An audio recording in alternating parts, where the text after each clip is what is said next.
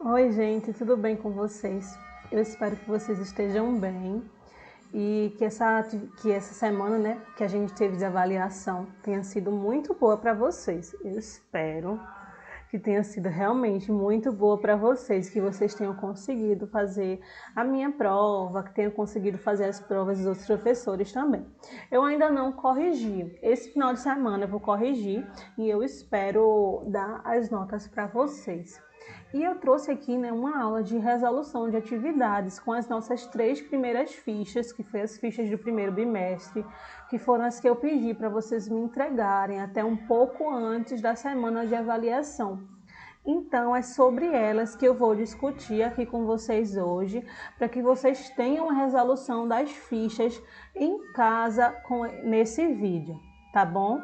Então, qualquer dúvida vocês me perguntem.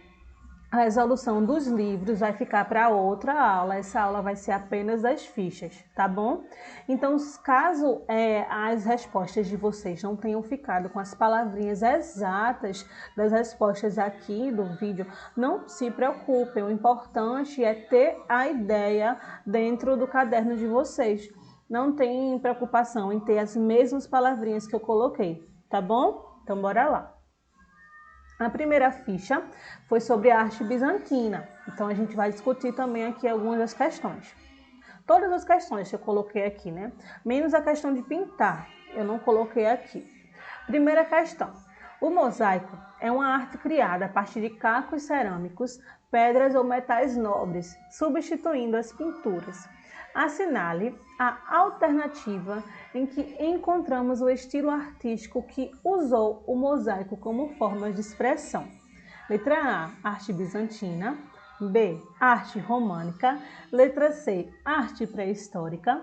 Letra D, arte gótica. Ou todos os períodos artísticos utilizaram mosaico. O que é que vocês acham? Arte bizantina, porque a gente já estudou, a gente viu muito que o mosaico foi uma das excelentes manifestações artísticas do período bizantino. Então está bastante óbvio isso, né, gente? Bora passar. Eram características da arte bizantina, exceto, então essa questão é para marcar a alternativa incorreta, aqui não é característica da arte bizantina. Esse exceto aí, ó, quer dizer para você marcar que não é característica da arte bizantina. Então bora lá. Letra A. As figuras eram alinhadas em posição frontal. A ausência de profundidade espacial. Uso do ouro e da cor pura para transmitir solenidade. As expressões faciais denotavam grande mobilidade. E aí, quais vocês marcaram? A alternativa correta é a letra D, porque as expressões faciais não denotavam mobilidade. Eram aquelas expressões mais rígidas, mais frontais, eram aquelas expressões com mais estática, sem demonstrar grandes movimentos, danças, movimento de andar, movimento de caminhar. Eram mais realmente as pessoas, os príncipes, imperadores, figuras sagradas paradas. Terceira questão. As afirmações abaixo são características da arte bizantina, exceto, novamente, é para marcar que não é característica da arte bizantina. Predominância dos temas cristãos. Presença ostensiva do uso de cores. Influência da cultura greco-romana e oriental. Grandes afrescos em painéis de lona. E aí, qual é a que não é característica da arte bizantina? A letra D, obviamente, grandes afrescos em painéis de lona não é uma característica da arte bizantina. Já a predominância dos temas cristãos, presença do uso de cores, influência da cultura greco-romana e oriental, sim, é realmente características da arte bizantina. Bora para outra questão. Realize uma pesquisa sobre o que é a arte cristã primitiva e como ela se manifestou. Essa era uma pesquisa para vocês realizarem, mas eu gostaria de trazer aqui para a gente ter uma ideia sobre como essa arte cristã primitiva iniciou até se tornar essa arte cristã majestosa, popular, que expressa riqueza e poder. Bora lá.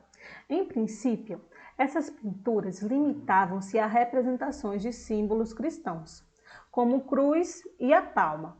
Mais tarde começavam a aparecer símbolos e cenas do Antigo e do Novo Testamento. E é importante notar que essa arte cristã não era executada por grandes artistas, mas por homens do povo convertidos à nova religião, convertidos ao cristianismo.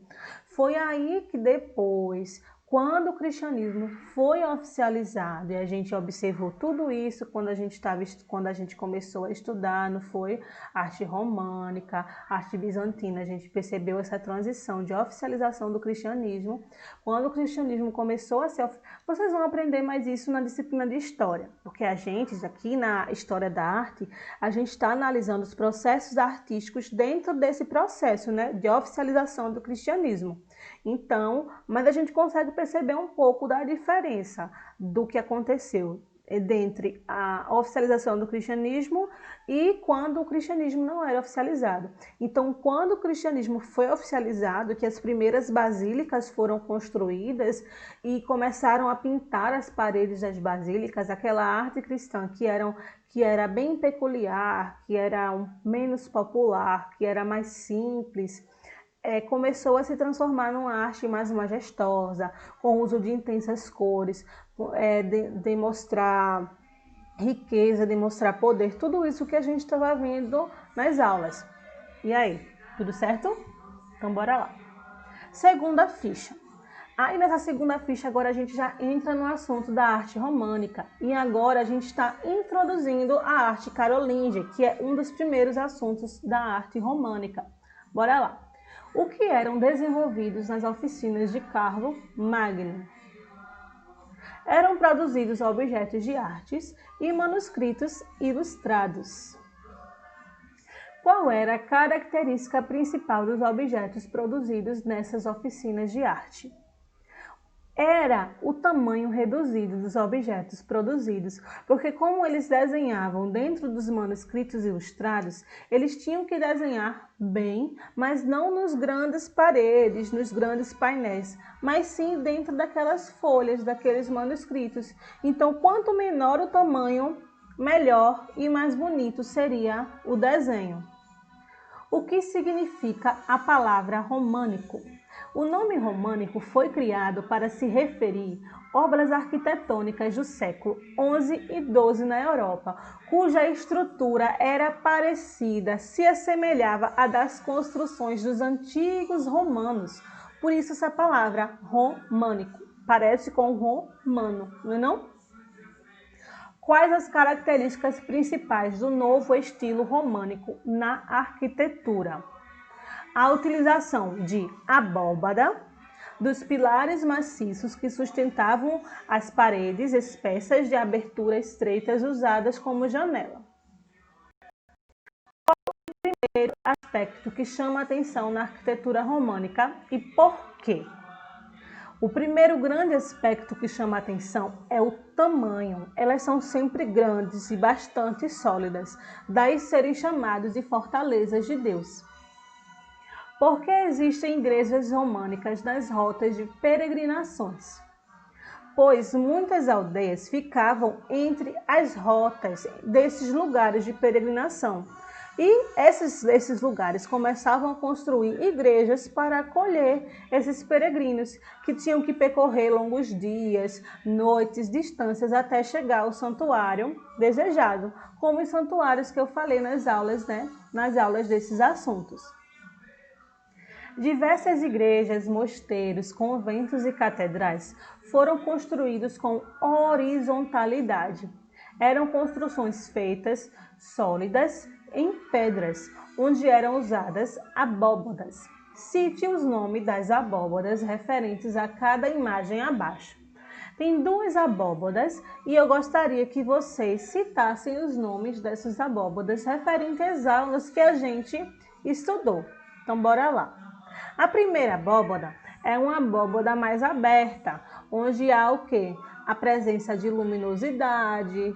Então, quando a gente tem essas abóbadas mais abertas, a presença de luminosidade, porque não tinha muitas janelas nessas construções, as abóbadas eram chamadas de arestas.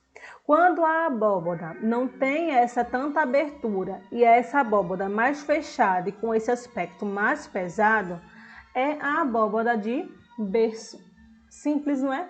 Bora lá. Como vimos, a abóbada de berço era formada por esse arco pleno. Esse arco pleno aqui, ó, grandão. Pesquise e explique o que seria este arco pleno. Bora lá. O arco pleno era esse semicírculo em cima dessa abóbada de berço, lateralmente pelas paredes, e apresentava duas desvantagens. Por quê? Ele era muito pesado, então esse excesso de peso no teto dessa alvenaria podia provocar sérios desabamentos, e era reduzido a luminosidade, porque só entrava a luz pela saída, né? Pela saída e pela entrada, porque era uma só. E reduzida a luminosidade interna, e também porque, como as paredes eram muito pesadas, se construísse qualquer janela, poderia correr o risco de desabamento. Então não tinha luminosidade, o vento também para entrar era difícil, então por isso que foi criada a abóbada de aresta, para facilitar a entrada de luminosidade, de vento, de saída, de entrada e tudo mais. A terceira ficha, bora lá. Os homens da Europa medieval produziram um conjunto relevante de obras artísticas. Sobre as características do estilo românico, analise as afirmativas a seguir. Primeira afirmativa. Quanto mais ampla a abóbada, tanto mais maciça deveria ser as paredes para sustentá-la. Paredes espessas, arcos arredondados e tetos nas naves centrais, que deixaram de ser de madeira, estavam presentes de modo marcante. Na fachada principal e no transapeto se localizava pórticos monumentais, encimados por uma rosácea, uma ou duas galerias de estátuas e torres. O interior da edificação românica era escassamente iluminado, ou seja, não era iluminado, devido à impossibilidade de abertura de grandes janelas nas paredes sem enfraquecê-las. E aí, quais foram as que vocês marcaram? A primeira alternativa está correta, porque quanto mais ampla a abóbada, quanto maior era a abóbada, se fosse aquela abóbada de berço que era bem grossa, as paredes tinham que ser maiores para sustentar o peso daquela abóbada. Paredes espessas, arcos arredondados e tetos das naves centrais, que deixaram de ser de madeiras, estavam presentes de modos marcantes. Aquelas paredes grandes, os arcos redondos, os tetos das naves centrais eram características das construções românicas. E a próxima... O interior da edificação românica era escassamente iluminado. A gente já falou da pouca iluminação que tinha dentro daquelas edificações, devido à impossibilidade de abrir as janelas. Então, a alternativa correta foi a letra D, 1, 2 e 4. Bora para a segunda questão. Como se desenvolveu a pintura românica? Quais eram seus temas e as suas principais características? Bora lá. Os pintores românicos foram criadores de telas de grandes proporções, não como aqueles pintores das oficinas de Carlos Magno que pintavam em pequenos manuscritos. Eles eram considerados verdadeiros muralistas. Nas pinturas murais foi bastante utilizado a técnica do afresco. Os murais tinham como modelo as ilustrações dos livros religiosos. A pintura românica praticamente não registra assuntos que não foram ligados à igreja. Então, os temas tinham que ser ligados à igreja. E aí, deu para entender? Bora passar. Em que consistem as duas características essenciais da pintura românica? Deformação e o colorismo. Bora lá. A deformação era realmente o que diz o nome, era deformar as imagens nas pinturas que estava sendo retratada. Traduzidos, por que era deformado? Por conta dos sentimentos religiosos e a interpretação mística que o artista fazia da realidade. Por exemplo, a figura de Cristo era sempre maior que a demais, porque Cristo é considerado o Senhor do universo. Então, para o artista trazer isso na sua pintura, ele era trazido de forma maior, central nas imagens. Sua mão e seu braço, no gesto de abençoar, tinham sempre proporções e tamanhos exagerados para mostrar o tamanho da bênção, o tamanho da paz que ele trazia e tudo mais, para que esse gesto fosse valorizado em sua pintura.